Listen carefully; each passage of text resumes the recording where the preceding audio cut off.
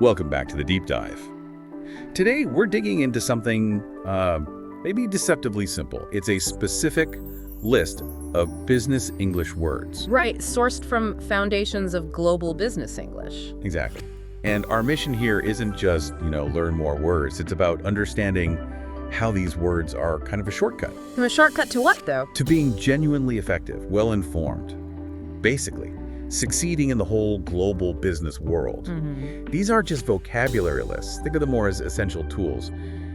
You need them to navigate all the complexities out there. Absolutely. Tools for international business. So a big idea in the source material is global competence.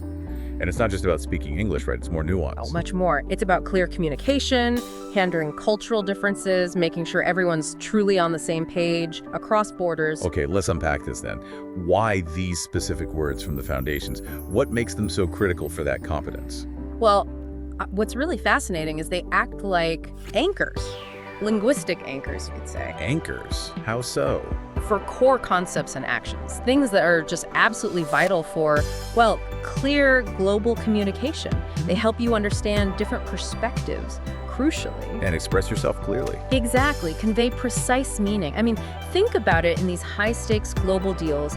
One tiny misunderstanding Could be disastrous. Totally. It can derail everything. These words help stop that before it happens. Okay, give me an example. Sure, take words like challenge, focus, or update. It seemed common, right? Yeah, pretty standard. But their power, it's in their flexibility. They're often nouns and verbs.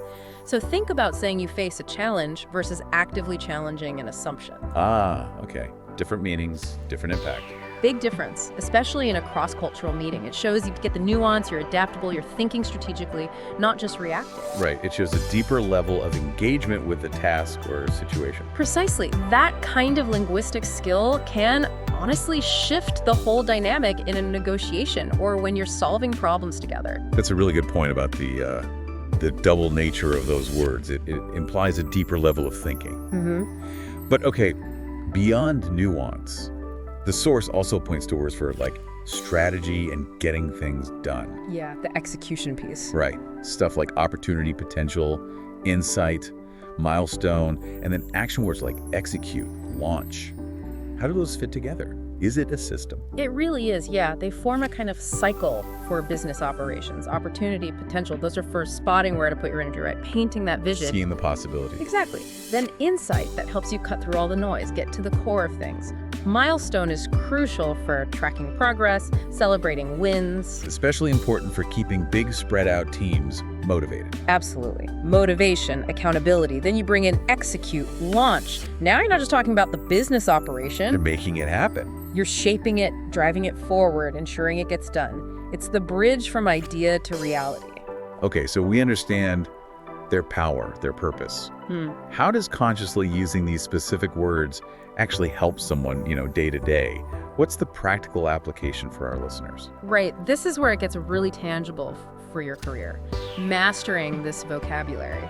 It lets you effectively facilitate those tricky discussions. Okay. Provide clear, concise feedback, manage projects much more smoothly, communicate really significant ideas without getting bogged down in ambiguity. So it's about clarity and impact. Definitely.